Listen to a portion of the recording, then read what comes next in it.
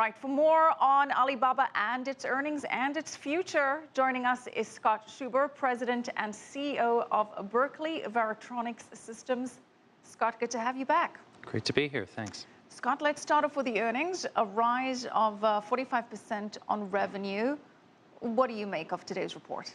Well, I think it certainly surprised people. There was a lot of pessimism there, negativity, thoughts there from some of the comments from the chairman, but I think they actually did very well, and we could certainly see a big spike in the stock today, a big rise, and that's certainly telling there. I think too many people focused on maybe some of the comments about a hiring freeze, and that caused a little bit of paranoia, but in reality, I think it's all good things when you look at the overall growth and the continued growth and prospects for the company. But Scott, when we dig a little deeper into the numbers, they seem impressive on the surface. We've got GMV, gross merchandising value, growing 40% to 97 billion, but that was the lowest rate of growth in at least 11 quarters. Yeah.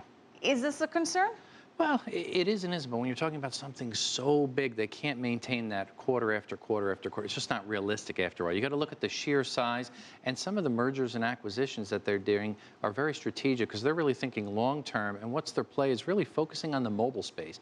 Half their business is really mobile transactions, and is that's that important. such a good idea? Because when you look at mobile revenue, it's harder to get as much play from advertisers on that smaller screen, and yes, they're pushing for mobile, but that in itself tightens sales of advertising. It does. It hurts your bottom line there, your profitability, but you make a good point. So they got to balance that out, but at the same time, they got to see where are people actually going online. They're not using their desktops anymore. They're on mobile, so they got to attract those mobile users. Another thing of concern is perhaps has Alibaba reached saturation point? The increase of annual customers who buy at least one product through Alibaba a year was up 5%.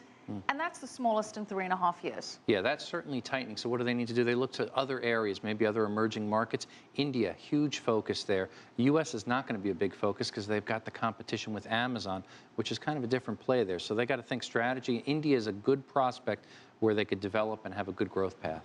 Before we get into Amazon, let's focus on Alibaba's stronghold on China. Now, it is facing a lot of competition from JD.com. Absolutely. Yeah, excellent point there.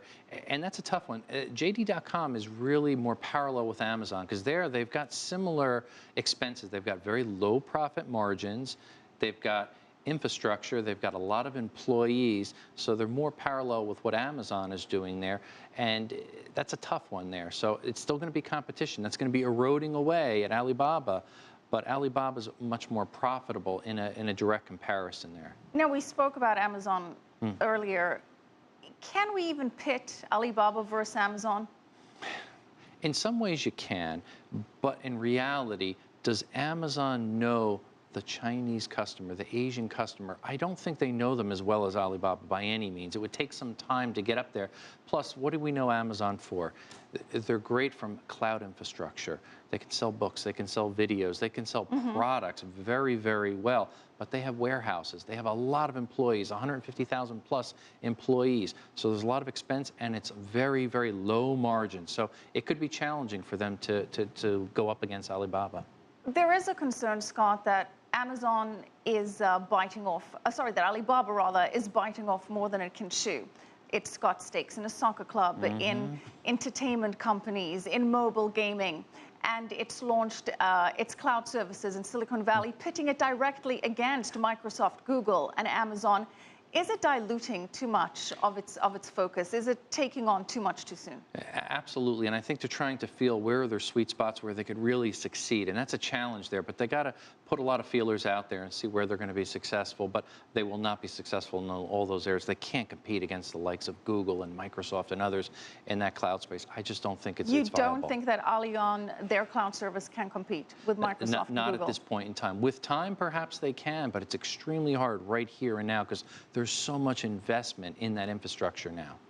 Scott, we saw a big shakeup in leadership. Daniel Zhang taking over.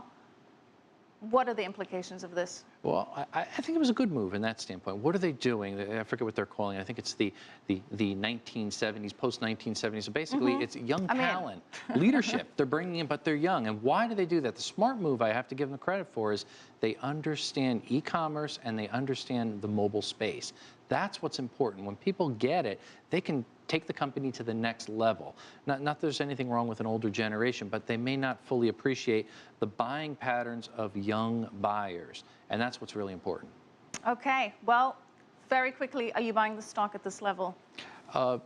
Certainly, people are going to be very attracted to buying this stock, especially at this price point being low. It's above the IPO price, but it's got a lot of headroom. It's probably going to be up there significantly in the months to come. So you'll see a lot of people buying it, I think, and it'll probably shoot it up. Okay, thank you so much. Scott Schober, President and CEO of Berkeley Varitronics Systems.